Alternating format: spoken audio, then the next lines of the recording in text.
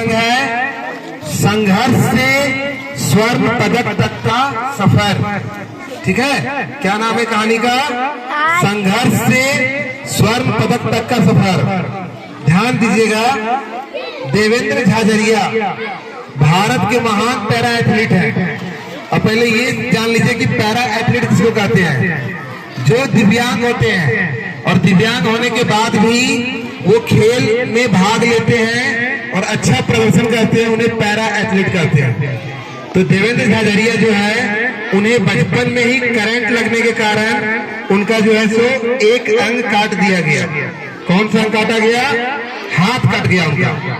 एक हाथ करंट लगने से इतना डैमेज हो गया था कि वह रखने के लायक नहीं था। अगर उसको रखते तो आगे का शरीर का भाग और खराब होता। तो उनका हाथ काट दिया गया। उसके बाद भी वो हार नहीं माने, खेल में लगातार ध्यान देते रहे। और जिसे बोलते हैं जेवलियन थ्रो, यानी कि भाला फेंक, नाम सुने होंगे। भाला को जो हाथ से फेंकते हैं, एक हाथ नहीं रहने के बाद भी वो क्या किए? लगातार प्रयास करते रहे। और एक दिन ऐसा आया जब वो सफल हुए और भारत का नाम रोशन किए।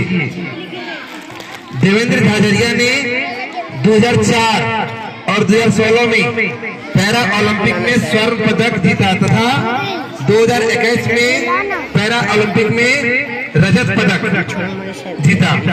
स्वर्ण पदक में जो मेडल मिलता है वो सोने का होता है और रजत पदक में जो मेडल मिलता है वो चांदी का होता है। तो 2 बार स्वर्ण पदक और 1 बार रजत पदक उन्होंने भारत देश के लिए जीता। और अपने नाम के साथ सबसे पहले अपने देश का नाम रोशन किया, है ना? आगे जान लीजिए कि पैरा ओलंपिक में 2 स्वर्ण पदक जीतने वाले वे भारत के पहले खिलाड़ी हैं। इनसे पहले कोई 2 स्वर्ण पदक पैरा ओलंपिक में भारत से नहीं जीता है। तो ये भी एक उपलब्धि हुआ। तो इस कहानी से क्या सीख मिलता है हमें? हमें अगर कोई कमी है, शारीरिक कमी, तो हमें हताश होना नहीं चाहिए। क्योंकि बहुत सारे लोग ऐसे हैं जो अपने कमी को अपने जीवन का आधार बना लिए हैं, मजबूती बना लिए हैं। और उस कमी को नकारते हुए वो संसार के हर चीज को हासिल करने में प्रयत्न करते हैं और उनका प्रयत्न सफल भी होता है।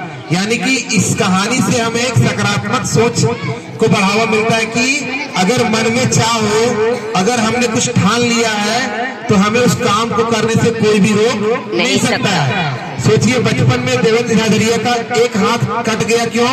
क्योंकि उसमें बिजली का करंट लगा और हाथ वो पूरी तरह से बर्बाद हो चुका था।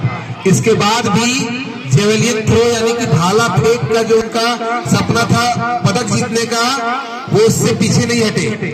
लगातार प्रयास करते रहे, प्रयत्न करते रहे और उन्हें सफलता भी मिली।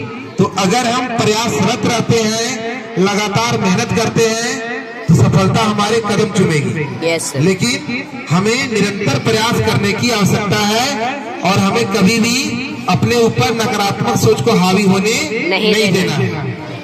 तो ये कहानी हमारे लिए बहुत ही लाभदायक है, प्रेरणादायक है। इससे काफी सीख मिलता है। हमें भी देवेंद्र झाझरिया से सीख लेके अपने लक्ष्य को प्राप्त करने के लिए हमेशा प्रयासरत रहना चाहिए और आगे बढ़ते रहना चाहिए। धन्यवाद। जय हिंद, जय भारत।